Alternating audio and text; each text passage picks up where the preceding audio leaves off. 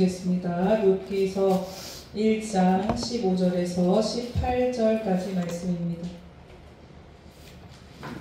룻기서 1장 15절에서 18절까지 말씀 함께 읽습니다. 시작. 나오미가 또 이르되 보라 내 동서는 그의 백성과 그의 신들에게로 돌아가나니 너도 너의 동서를 따라 돌아가라 하니 내게 어머니를 떠나며 어머니를 따르지 말고 돌아가라 강권하지 마옵소서. 어머니께서 가시는 곳에 나도 가고 어머니께서 머무시는 곳에서 나도 머물겠나이다. 어머니의 백성이 나의 백성이 되고 어머니의 하나님이 나의 하나님이 되시리니 어머니께서 죽으시는 곳에서 나도 죽어 거기 묻힐 것이다. 어머니를 떠나면 여호와께서 내게 벌을 내리시고 더 내리시기를 원하나이다 하는지라. 나오미가 룻이 자기와 함께 가기로 굳게 결심함을 보고 그에게 말하기를 그치니라. 아멘. 날씨가 많이 추운데 건강 조심하시기를 바랍니다. 우리 지난주에 이어서 룻기서 말씀을 또 함께 보겠습니다. 사사들이 치리하던 그 사사시대에 엘리멜렉과 나오미가 유다 땅에 흉년이 들어서 아들들을 데리고 모압으로 이주하여서 먹을 것을 찾아 떠났다는 것이죠. 그리고 그곳에서 엘리멜렉이 죽고 또 나오미와 두 아들만 남게 되었습니다. 두 아들들은 모압 여자 중에서 이제 장가를 갔는데 하나의 이름은 오르바고 또 한 명의 이름은 룻이라는 겁니다. 이 두 여인 다 이방 여인이긴 하지만 참으로 효심이 깊고 성품도 좋은 며느리들 같아요. 오늘 말씀해 보니까 그런 내용들이 쭉 나오게 됩니다. 오늘 우리가 15절부터 읽었지만 좀 거슬러 올라가서 6절 말씀을 보면 이제 남편이 죽고 아들 둘이 다 죽고 시어머니와 며느리 둘만 남은 상태죠. 근데 그때 소문이 들려오기를 여호와께서 자기 백성을 돌보시사 그들에게 양식을 주셨다는 소식을 듣게 됐다는 것입니다. 그 말인즉슨 이스라엘 땅에 흉년이 해결이 됐다는 것이죠. 그래서 나오미가 이제 다시 고향 베들레헴으로 돌아가고자 했습니다. 그때 이제 두 며느리들도 이제 같이 데리고 가다가 중간에 나오미가 생각해 보니까 이 젊은 여인들을 그냥 이렇게 내가 계속 데리고 살 게 아니라 보내줘야 되겠다라고 하는 생각을 했던 것 같아요. 나오미도 참 좋은 시어머니입니다. 보통 같으면 안 보내줘도 되지요. 이 당시에는 당연한 거예요. 그런데 이 며느리들을 생각해 보니까 너무나 안 됐어요. 그래서 이 두 며느리들을 데려다가 이야기를 하는 것이죠. 너희 고향으로 너희들 백성에게로 돌아가라 라고 이렇게 자유를 준 것입니다. 근데 우리가 다 아는 말씀에 어떻게 이들이 선택을 했습니까? 첫 번째 이야기를 했을 때는 이 두 며느리들이 다 소리를 높여 울었다는 거예요. 어머니 그런 말씀 하지 마십시오. 아닙니다. 우리도 따라가겠습니다. 라고 했다는 겁니다. 10절 말씀에 보면 나오미에게 이르되 아니니이다. 우리는 어머니와 함께 어머니의 백성에게로 돌아가겠나이다. 라고 했다는 것입니다. 그렇지만 나오미가 또 이제 이야기를 합니다. 이 당시에 계대법이라는 게 있어서 형이 아이를 낳지 못하고 죽으면 그 동생이 대신 아이를 낳아줘야 되는 것이고 이 둘째도 아이를 낳고 못 낳고 죽으면 셋째가 그 일을 대신 해야 되는 그런 법이 있었습니다. 그러니까 형수를 통해서 아이를 낳게 해주지만 그 아이는 내 애가 아닌 거예요. 형님의 애가 되는 것이죠. 그러니까 나오미가 며느리들을 설득할 때 내가 지금이라도 만약에 내가 애를 만약에 낳는다면 남편이 없으니까 그것도 안 되지만 지금이라도 낳는다면 걔가 클 때까지 니네가 언제 기다리겠냐. 그러니까 너희들 갈 곳으로 돌아가라. 너희들 백성에게로 친정으로 돌아가라는 것이죠. 그때 이제 이들이 소리를 높여 울었다는 겁니다. 왜냐하면 현실이 그러하잖아요. 이 두 며느리가 생각하기에도 기가 막혀요. 방법이 없는 거예요. 당시로서는 남편이 없이 여자 혼자 살아간다는 게 아주 막막한 시절인데 지금 이 집안에는 시아버지도 없죠. 남편들도 없죠. 뭐 시동생도 없죠. 남자가 아무도 없습니다. 이 여자 셋이서 살 길이 너무나 아주 막막한 그런 상황이에요. 어머니를 떠날 수는 없는데 또 어머니의 말이 다 맞아요. 그러니까 너무나 기가 막히니까 이 며느리가 다 소리를 높여서 울었다는 겁니다. 그리고 나서 이제 이 두 며느리는 각각의 선택을 하게 됩니다. 오르바는 어떻게 했습니까? 오르바는 어머니의 말씀을 따르겠습니다 하고 자기 고향으로 돌아갔습니다. 그리고 룻은 어떻게 했습니까? 룻은 계속 시어머니 옆에 남아있겠다라고 하는 선택을 이제 하게 되는 것이죠. 그게 오늘 우리가 읽은 본문의 말씀 15절부터의 말씀인 것입니다. 룻은 자기 시어머니 곁에 남기로 이제 결정을 했어요. 그러면 우리가 생각할 때 룻이라고 하는 이 여인이 오르바보다 더 효심이 지극하다고 할 수 있을까요? 물론 뭐 그럴 수도 있겠지만 룻기서에서 우리에게 말씀하는 바는 효부가 되라는 게 아니에요. 연령을 세워주라는 게 아닙니다. 룻기서에서 말하는 것은 좋은 성품을 가져라, 효심을 가져라, 시어머니를 잘 모셔라는 내용이 전혀 아니라는 겁니다. 그러면 우리 한국에 있는 모든 여성들은 이 룻기서가 싫을 거예요. 아니 왜 성경에서 시어머니 잘 모시라는 얘기가 나와? 성경 읽기 싫다 이럴 수도 있겠죠. 룻기서는 전혀 그런 내용이 아닙니다. 룻은 분명히 모압 사람 이방 여인입니다. 이스라엘 여자가 아니라는 거예요. 그런데 그녀는 나중에 다윗의 조부 오벳을 낳게 됩니다. 다윗의 증조 할아버지가 되는 오벳을 낳는다는 거예요. 신명기 23장 말씀에서는 이 모압과 암몬 사람은 여호와의 총회에 영원히 들지 못할 것이다 라는 말씀이 있습니다. 그런데 이 룻은 다윗의 증조모가 되고 예수님의 족보에 올라가는 여인이 된다는 것이죠. 이것은 굉장히 이례적이고 아주 특별한 일이라고 할 수 있을 것입니다. 어떻게 이러한 일이 가능한 것일까요? 오늘 이 본문의 말씀은 우리에게 과연 누가 진짜 하나님의 백성이냐에 대해서 말씀해주고 있습니다. 우리 마태복음 1장을 보면 누가 누굴 낳고 예수님의 족보, 혈통에 대해서 쭉 나오게 됩니다. 물론 그 족보에 빠진 사람도 있고 조금 이렇게 완전히 역사적으로 정확하지 않지만 그 대를 맞추기 위해서 14대 대를 맞추기 위해서 그렇게 했지만 어쨌든 예수님의 족보에 오른다는 것, 그것은 그냥 혈통적으로 뿐만이 아니라 우리도 아브라함의 자손이면 다 예수님의 족보에 들어가는 사람이 된다고 했으니 예수님의 족보에 들어간다는 것, 다른 말로 표현하자면 하나님의 자녀가 된다는 것, 하나님의 백성이 된다는 것, 과연 어떤 사람이 그러면 하나님의 백성이 되는 것이냐라는 거예요. 이 룻이라고 하는 여인은 분명히 이방 여인인데요. 그리고 나오미의 그 집안에, 엘리멜렉의 집안에 들어왔을 때 이 집안은 사실 쫄딱 망했거든요. 망해도 그렇게 망할 수가 없어요. 소망이 없이 망했습니다. 그러면 사실은 이 시어머니 나오미가 볼 때 이 룻은 별로 예쁘게 보이지 않을 수도 있어요. 그쵸? 그럴 수도 있습니다. 근데 이 룻이라고 하는 여인은 완전히 하나님을 선택함으로 인해서 인생이 변화되고 이스라엘 역사의 방향을 트는 귀한 여인이 됐다는 것이죠.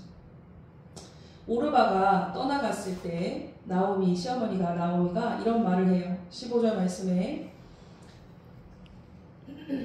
내 동서는 그의 백성과 그의 신들에게로 돌아가나니 너도 너의 동서를 따라 돌아가라. 내 동서 오르바는 그의 백성과 그의 신들에게로 돌아갔다는 겁니다. 그냥 쉽게 말해서 네 동서는 제각길 갔다, 친정으로 돌아갔다 이게 아니라 그의 백성과 그의 신들에게로 돌아갔다는 겁니다. 그 말인즉슨 무슨 뜻일까요? 자기의 신을 따라갔다는 것이죠. 그에 대한 롯의 대답이 16절 말씀입니다. 강권하지 마시옵소서 라고 하면서 어머니의 백성이 내 백성이 되고 어머니의 하나님이 내 하나님이 되실 겁니다 라는 대답을 하는 것이죠. 룻의 선택은 분명합니다. 어머니를 따라가서 어머니의 그 고향 백성들 가운데 내가 살겠는데 중요한 것은 어머니가 섬기는 그 여호와 하나님, 그 하나님이 나의 하나님이 될 것입니다. 그 하나님이 나의 하나님이다 라는 신앙 고백을 그가 하고 있는 것이죠. 이방 여인이었지만 이 집에 시집 왔으니까 이 집에서 섬기는 그 신이 어떤 신인지에서 당연히 들었겠죠. 뭐 제사 안 지내다가도 제사 지내는 집에 시집 가면 뭐 그 제사 지내는 거 배우는 거잖아요. 그것처럼 이 루시라고 하는 여인은 전혀 여호와 하나님에 대해 잘 몰랐지만, 그 신앙을 잘 몰랐지만 이 집에 시집 와서 살다 보니까 이 집에서 섬기고 있는 이 신앙을 알게 됐어요. 그리고 그냥 알고 그냥 그렇구나 해서 그치는 것이 아니라, 흉내내는 것에서 그치는 것이 아니라 이 신앙을 마음에 받아들이게 됐다는 것이죠. 그래서 그 하나님, 어머니가 섬기는 그 하나님이 나의 하나님이 될 것입니다 라는 고백에 하기에 이르기까지 됐다는 겁니다. 오르바와 롯의 선택이 달랐던 이유는 그럼 무엇이냐? 그들이 도덕이나 윤리 아니면 효심이나 뭐 그런 것들이 아니라 바로 이 신앙에 있었다는 거예요. 롯은 하나님의 백성이 되기로 결정했고 그 길을 따랐습니다. 이 어머니를 따라가면 고생길이 훤해요. 어떻게 보면 이 당시로서는 오르바가 참으로 당연한 선택을 한 것이고 지혜로운 선택을 한 것이고, 이 롯은 바보 같은 선택을 한 거예요. 네 지팔직곤이란 말이 요즘 있더라고요. 그 뭔지 아세요? 지팔잘 지급곤, 주말이 지팔직곤이래요. 딱 그 케이스예요 지금 롯이. 아니 그냥 시어머니를 떠나서 네 고향으로 돌아가서 뭐 재혼을 하든지 아니면 혼자 살든지 어떻게 살든지 그래도 고생이에요. 네, 고향으로 돌아가도 고생인데 이 시어머니를 따라간다는 거는 그냥 뭐 고생 정도가 아니라 그냥 너 인생을 뭐 어떻게 하겠다는 거야, 이런 소리가 나오는 선택인 것이죠. 요즘같이 여자 둘이서 얼마든지 살 수 있는 이런 세상이 아니기 때문에 우리가 뒤에 내용을 다 알듯이 이 여인 둘이 고향에 가서 할 수 있는 게 아무것도 없으니까 뭐 했습니까? 남의 밭에 가서 수확하고 남은 거 주워다 먹는 거, 일석줍기, 그거 해서 먹고 살았잖아요. 그러니까 진짜 살 수 있는 길이 없는 그런 선택을 이 롯이 했다라는 겁니다. 그런데 나중에 이제 보아스를 만났을 때에 보아스가 롯의 이런 사정을 다 듣고 나서 롯의 이 선택을 칭찬하면서 뭐라고 하냐면, 이스라엘의 여호와 하나님께서 그의 날개 아래 보호를 받으러 온 내게 온전한 상 주시기를 원하노라 라고 축복해 주는 것이죠. 롯은 분명히 사람이 보기에는 고생길을 택했지만 실은 하나님의 백성이 되기 위해서 하나님의 날개 아래 보호를 받으러 들어온 것입니다. 하나님의 백성은 자기 소견에 옳은 대로 사는 사람이 아닙니다. 오르바는 인간적인 이 도덕적인 면이 있고 또 효심이 있었어요. 그래서 홀로 된 시어머니를 잘 모셨음에도 불구하고 자기 소견에 옳은 대로 행하여서 결국에 하나님의 백성이 되지는 못하였습니다. 오르바도 착한 사람이었어요. 시어머니가 가라고 했을 때 아닙니다 하면서 만류하면서 남아있으려고 했거든요. 그러나 롯은 도덕적이고 효심도 있었지만 그 이상이 있었다는 것입니다. 자기 소견에 옳은 대로 행하는 그 이상, 바로 하나님을 왕으로 모시고 살며 하나님의 명령대로 사는 하나님의 백성의 삶을 그가 선택했다는 것이죠. 우리가 우리 생각대로 살고 내가 판단하기에 옳은 길로 사는 것이 아니라 하나님을 왕으로 모시고 하나님의 명령대로 사는 하나님의 백성이 되기를 축복합니다. 아멘. 아주 결정적인 그 순간에 판단을 바르게 잘 해야 됩니다. 바라옵기는 우리 성도님들이 모두 신앙적인 판단을 잘 할 수 있기를 바랍니다. 착한 것도 좋고 인격이 고매한 것도 좋고 효심이 지극한 것도 좋고 도덕적이고 윤리적인 것도 다 좋은데 그거는 그냥 인간이 가져야 되는 기본적인 소양이고 우리가 그걸로 구원받고 그걸로 은혜 받는 게 아니라 그거는 그거고 우리는 신앙적인 판단을 할 수 있는 그 믿음의 눈이 우리 가운데 있어야 되는 것이죠. 아주 결정적인 순간에 우리가 소속을 아주 잘 바르게 하고 줄을 잘 서야 돼. 소속을 분명히 해야 됩니다. 여러분은 확실히 하나님 나라 소속이십니까? 아멘. 어디 소속이세요? 하나님의 길에 여러분 서시겠습니까? 아멘. 요즘 세상을 보면 일상이 참 무섭다는 생각을 하게 돼요. 무슨 얘기냐면 우리가 매일매일 보는 텔레비전, 또 매일 듣는 어떤 음악, 뭐 라디오 아니면 만나는 사람들, 듣게 되는 그런 얘기들, 우리가 경험하는 모든 것들 속에서 사실 우리는 영적 전쟁을 치르고 있는 중입니다. 매일의 일상에 작은 크기로 균열이 생기기 시작할 때 그 아주 작은 그 균열이 큰 댐도 무너뜨리고 큰 장벽도 무너뜨리게 되는 것입니다. 그래서 우리는 오늘 일상이 너무 중요해요. 이스라엘 백성들의 하루하루 일상에 우리가 들어가서 살펴보자면 큰 문제를 사실 우리는 발견하지 못할 것입니다. 만약에 이거 가정이지만 뭐 타임머신이 발견됐어요. 그러면 여러분은 타임머신이 막 실제로 생긴다면 언제로 어디로 가고 싶으십니까? 그런 생각 안 해보셨어요? 저는 미래는 안 궁금한데 과거에 이런 데 한번 가보고 싶다라는 생각 해본 적이 있는데, 첫 번째로는 공룡이 진짜 얼마나 컸을까를 한번 보고 싶고, 진짜 공룡이 막 그런 우리가 만화에서 보는 것처럼 막 그런 소리를 내고 막 그렇게 쿵쿵 걸어다녔나 궁금하고, 그 다음에는 성경 시대를 한번 가보고 싶어요. 그 모세가 막 바다를 갈라지게 할 때 막 그 광경이 어떠했을까 막 이런 상상을 해보는데, 우리가 그런 상상 속에서 지금 이 사사시대를 살고 있는 육기의 배경이 되고 있는 이 사사시대에 살고 있는 이스라엘 나라에 살고 있는 사람들의 삶 속으로 우리가 들어가서 이렇게 살펴본다고 우리가 생각할 때 과연 어떠한 점이 하나님 보시기에 안 좋았던 걸까? 과연 뭐가 문제였을까를 우리가 이제 보게 되겠죠. 만약에 그렇게 살펴보게 된다면 우리는 사실 우리의 수준에서는 잘못을 발견하지 못할 거예요. 발견하실 수 있으실까요? 사실 우리가 잘 발견하기 어려울 수 있어요. 왜냐하면 그들이 티나게 잘못하지 않기 때문이에요. 요즘 우리는 어떠할까요? 예를 들어서 교회에서 아주 티나게 뭐 우상 숭배를 해요. 아니면 교회 이제 목사들이 아주 티나게 아주 이단적인 설교를 해요. 이러면 우리가 이거 문제 있네, 이거 잘못됐네 라고 인식을 하겠지만 티가 잘 안 난다는 거예요. 신앙이 오염됐다는 거, 우리의 생각이 바르지 못한다는 거, 이런 것들이 티가 잘 안 납니다. 그래서 문제점을 발견하기가 어려워요. 그런데 매일매일 그 작은 어떠한 그 작은 균열들이 점점 벌어지기 시작할 때 나중에 꽝 터지게 되는 이제 일들이 있게 되는 것이죠. 우리가 둘러보면 그때그때 다 사정이 있었고 다 이유가 있었어요. 그런 선택을 했던, 그런 길을 걸어가야 했던, 그렇게 했던 뭐 이유들이 그때그때는 다 있어요. 이게 이렇게 되고 이렇게 되고 이렇게 돼서 이렇게 할 수밖에 없었지라고 하는 이유가 없는 문제가 없습니다. 다 이유가 있었어요.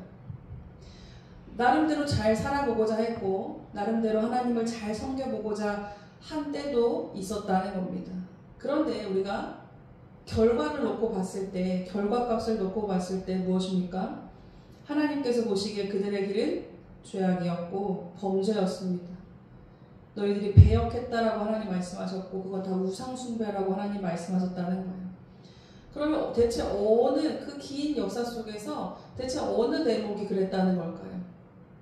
대체 어느 부분에서 그런 문제점이 발견됐다는 것일까요? 이걸 찾기가 너무 어렵다는 거예요. 그래서 우리는 오늘 지금 이 일상에서 아주 작은 선택이라도, 작은 판단이라도 우리가 말씀 중심으로 서서 바른 생각, 바른 판단을 하는 것이 너무 중요하다는 것입니다. 작은 균열이 믿음의 큰 댐도 무너뜨려요. 일상 속에서 우리가 하나님이 나의 왕이십니다. 나의 인도자이십니다. 나는 하나님의 자녀이고 하나님은 나의 아버지시고 나는 주의 종입니다. 라고 하는 이 생각이 나의 안에 확고하지 못하면 그렇게 된다는 것입니다. 이 기준점이 없으면 우리는 작은 균열을 얼마든지 허용하게 됩니다. 그러한 나는 그러한 나라는 사람은 결국 중요한 선택의 순간에 다른 것을 붙잡고 다른 길에 서게 되는 것이죠. 그냥 어느 날 갑자기 머리가 픽 돌아가지고 비신앙적인 판단을 하고 하나님을 배역하고 그런 게 아니에요. 평소에 그런 것들이 쌓이고 내 신앙이 흔들흔들하니까 결정적인 순간에 우리가 때로는 겁먹고 때로는 두렵고 여러 가지 이유로 하나님을 선택하지 못한다는 것입니다.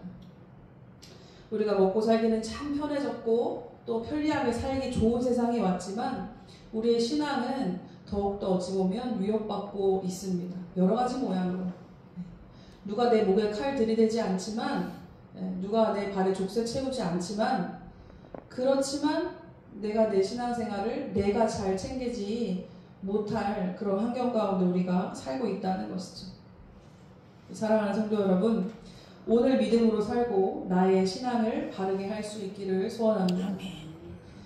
내가 그냥 살아야 되니까 살고 사라지니까 살고 그게 아니고 나는 지금 어디로 가고 있는가, 이 신앙적인 질문 앞에 여러분의 삶으로 선택으로 믿음의 대답을 할 수 있기를 소원합니다. 아멘. 이 룻이라고 하는 여인은 당시로서는 그냥 내가 위대한 민족의 어머니가 돼야지, 무슨 큰 믿음의 업적을 이루어야지 이런 생각 전혀 없었습니다.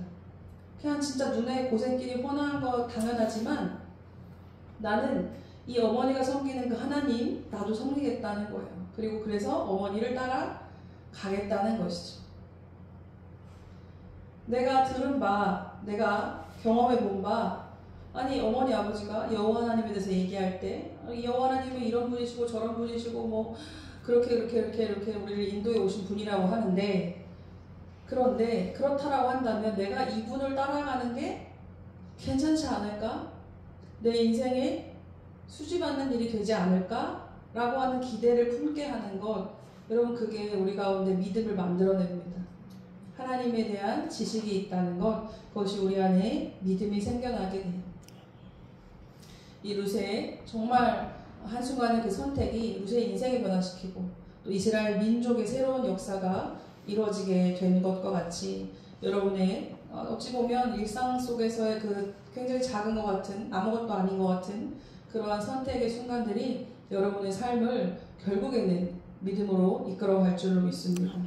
그리고 주님 보시기에 잘했다 칭찬하시는 그러한 성도의 삶으로 여러분들 변화되실 줄로 믿습니다. 아멘. 우리 기도하겠습니다.